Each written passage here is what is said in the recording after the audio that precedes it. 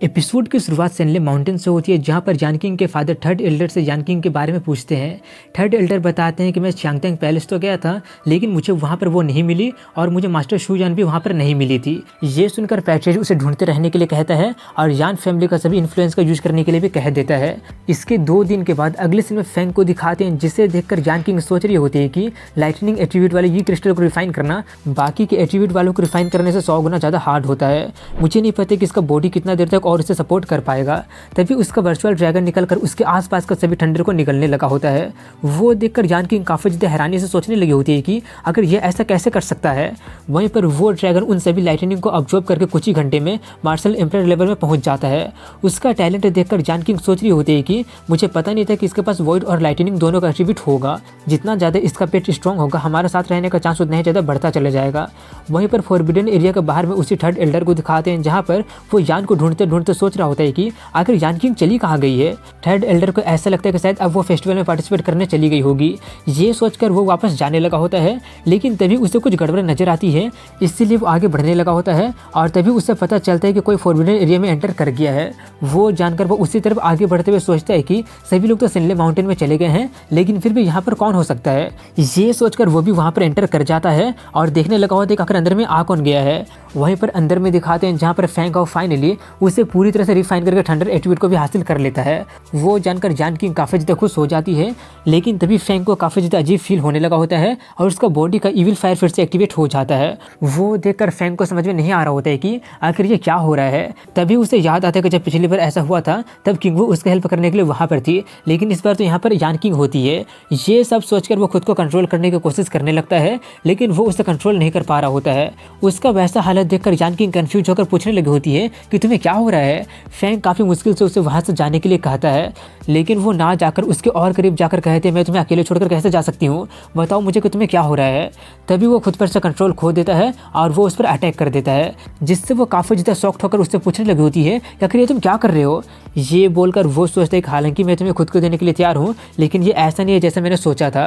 तभी फैंग जल्दी से खुद को कंट्रोल करके उससे माफ़ी मांगने लगा होता है। वो उससे कहते माफ़ी मांगने की कोई भी जरूरत नहीं है, मैं बस तुम्हें पेन में देख नहीं सकती हूँ। ये सुनकर फैंग उससे प्रॉमिस करता है कि मैं डेफिनेटली तुमसे ओपनली शादी करूँगा।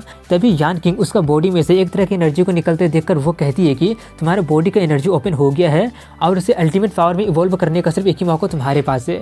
वो सुनकर फैंग उससे पूछते हैं कि इसे अल्टीमेट पावर में इवॉल्व कैसे कर सकता हूँ। यान किंग थोड़ी सी शर्माते हुए कहती है, इसके लिए हम दोनों को एक होना पड़ेगा। ये सुनकर फैंग बिना किसी देरी के शुरू हो जाता है। इसी के साथ अगले सीन में उसी एल्डर को दिखाते हैं, जहाँ पर वो धीरे धीरे उनकी तरफ बढ़ रहा होता है और वहाँ पर काफ़ी ज़्यादा स्ट्रॉन्ग एनर्जी फ्लक्चुएशन को देखकर वो काफ़ी ज़्यादा शॉक्ड हो जाता है कि आखिर वहाँ पर हो क्या रहा है। और वो ये सोचने लगा होता है कि कहीं ये यान किंग तो नहीं कर रही है ना, कहीं इसका मतलब वो सेंट रिले में तो ब्रेक थ्रू नहीं कर ली है ना। नहीं, ये तो इम्पॉसिबल है। एंसेस्टर बोले हैं कि इसके लिए उससे कम से कम 10 साल और लग जाएगा। यही सब सोचते सोचते वो आगे बढ़ रहा होता है और तभी उसे उसके सामने वही वर्चुअल ड्रैगन दिख जाता है, जो कि वहाँ का लाइटनिंग फ्लक्चुएशन को कंट्रोल कर रहा होता है। जिसे देखकर वो काफ़ी ज़्यादा शॉक्ड हो जाता है और सोचते हैं कि 5 ग्रेट बीस्ट का डिसेंडेंट होने के कारण वो अपने टैलेंट को कंट्रोल करने के बावजूद भी दूसरे एक्सट्रीम पावर को भी कंट्रोल कर सकते हैं। और जब वो लोग 2 एक्सट्रीम पावर को कंट्रोल कर लेते हैं तब उसे डबल पोल कहते हैं। उस ड्रैगन को देखकर वो एल्डर उसे अपना सवारी बनाने के बारे में सोचकर उसे पकड़ने जाता है, लेकिन वो उसके हाथ से निकल जाता है। लेकिन तभी उसे कुछ रियलाइज होता है और वो सोचने लगा होता है कि आखिर यान फैमिली को फॉरबिडन एरिया में ये ड्रैगन आ कहाँ से गया। वो ये सब सोच ही रहा होता है कि तभी वो ड्रैगन उस पर हमला कर देता है।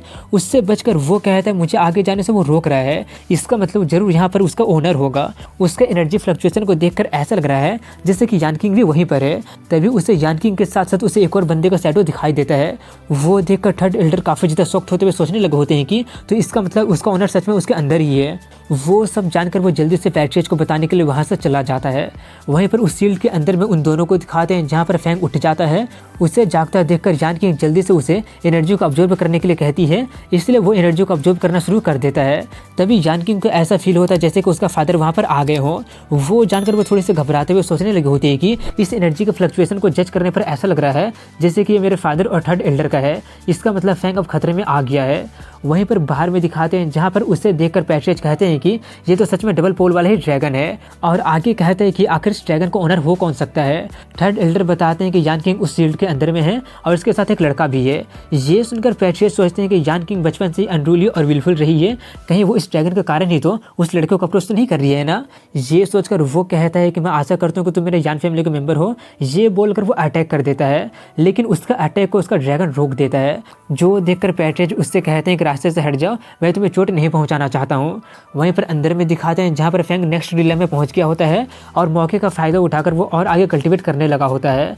लेकिन तभी यान किंग उसे रोकते हुए कहते हैं कि हमारे पास अब ज़्यादा टाइम नहीं है। ये सुनकर फैंग थोड़ा हैरानी से पूछता है क्यों, फेस्टिवल खत्म हो गया है क्या? यान किंग कहते हैं नहीं, बल्कि मेरे फादर और थर्ड एल्डर को पता चल गया है और वो लोग बाहर में ही है। इसके जवाब में फैंग कहता है तुम ज़्यादा चिंता मत करो, इस मैटर को मैं संभाल लूँगा। वहीं पर बाहर में दिखाते हैं जहाँ पर उसके फादर आगे बढ़ते हुए उस ड्रैगन से कहते हैं कि तुम अंदर में मौजूद बंदे को प्रोटेक्ट नहीं कर सकते हो। दूसरी तरफ में फैंग का बात सुनकर यान किंग उसे रोकते हुए कहते नहीं, तुम इस मैटर को सॉल्व नहीं कर सकते हो, मेरे फादर तुम्हें डेफिनेटली मार देंगे। फैंग थोड़ा सा मुस्कुराते हुए कहता है चाहे कुछ भी हो जाए, मैं उनका सन इन लो हूँ। यान किंग थोड़ा सा गुस्सा होते हुए कहते कभी मजाक करने का वक्त नहीं है। तभी उसके फादर वहाँ पर आकर उससे पूछते हैं कि आखिर ये बंदा कौन है और तुम यहाँ पर क्या कर रही हो। ये बोलकर वो सोचता है कि हमेशा से एरोगेंट रही है, आखिर ये इस तरह के लड़के के करीब कैसा आ सकती है। ये बच्चा अभी अभी मार्शल एम्पायर रिले में ब्रेक थ्रू किया है और इसके पास तो कोई एट्रीब्यूट भी नहीं है। ये देखकर वो काफ़ी ज़्यादा हैरान हो जाता है और वो उस पर हमला करते हुए सोचता है कि मैं भी देखता हूँ कि तुम्हारे पास क्या क्या है। लेकिन फैंग उसका अटैक को काफ़ी आराम से काउंटर कर देता है, जो देखकर वो दोनों काफ़ी ज़्यादा हैरान हो जाते हैं। वहीं पर ये देखकर यान किंग काफ़ी ज़्यादा खुश होते हुए सोच रही होती है कि ये तो वार इंटेंट है, तो इसका मतलब फैंग की झांतियन की इनहेरिटेंस को ऑब्टेन कर लिया था। दूसरे तरफ में ये देखकर पैट्रियट अपने पावर को थोड़ा सा बढ़ा देता है, जिससे फैंग पिट जाता है, लेकिन वो फिर भी अपना वॉर इंटेंट का यूज करके फाइट बैक करते रहता है। वो देखकर पैट्रियट सोचता है कि वो मेरे 50% प्रेशर को सह लिया है, क्या उसे सच में किसी चीज़ से डर नहीं लगता है? लगता है कि यान किंग उसके साथ उस ड्रैगन के कारण नहीं है। अगर ये बच्चा हमारे यान फैमिली से रहता है तब तो ठीक रहेगा, लेकिन अगर ये नहीं रहेगा तो कितनी दुख की बात है। ये सोचकर वो अपना पावर बढ़ाकर हमला कर देता है, जिससे इस बार उसे जोर से लग जाती है। वो देखकर यान किंग जल्द से उसे प्रोटेक्ट करने लगी होती है, लेकिन फैंग उसके शील्ड में से बाहर निकलते हुए कहता है कि मुझे इसकी कुछ भी ज़रूरत नहीं है। ये बोलकर वो बाहर निकलकर अपना पावर कंडेंस करके उस पर हमला कर देता है। वो देखकर थर्ड एल्डर भी थोड़ा सा हैरान होते हुए सोचता है कि मास्टर सिर्फ अपना 70% पावर का यूज किया है और मैं सिर्फ अपना सेज वाला पावर का यूज करके उसे रोक पाया हूँ। एम्परर लेवल में ब्रेक थ्रू करने के बाद भी उसके पास इतना ज़्यादा पावर कैसे हो सकता है?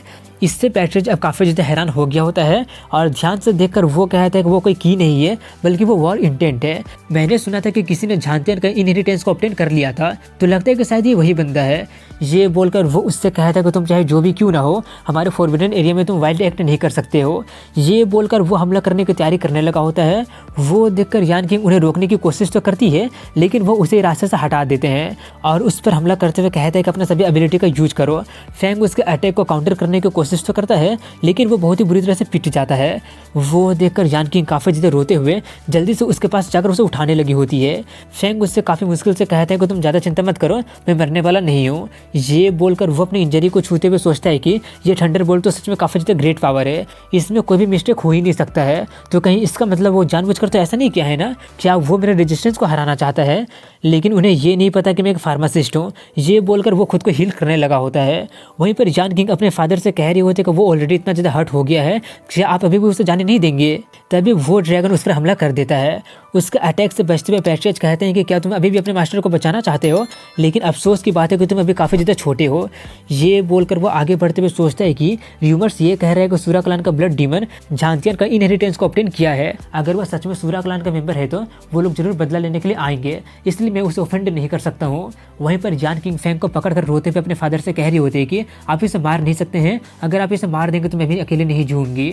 तभी वो ड्रैगन आकर उस पर हमला कर देता है। इस बार उसके अटैक में 2 पावर को देखकर पैट्रियट थोड़ा सा हैरान होते हुए सोचता है कि वो ब्लू एनर्जी अल्टीमेट पावर जैसा लग रहा है। ये सोचकर वो उसके अटैक को ब्लॉक करते हुए सोचता है कि क्या ये 3 अल्टीमेट पावर के साथ ट्रिपोलर थंडर ड्रैगन है, लेकिन ट्रिपोलर थंडर ड्रैगन तो इस दुनिया में कैसे हो सकता है?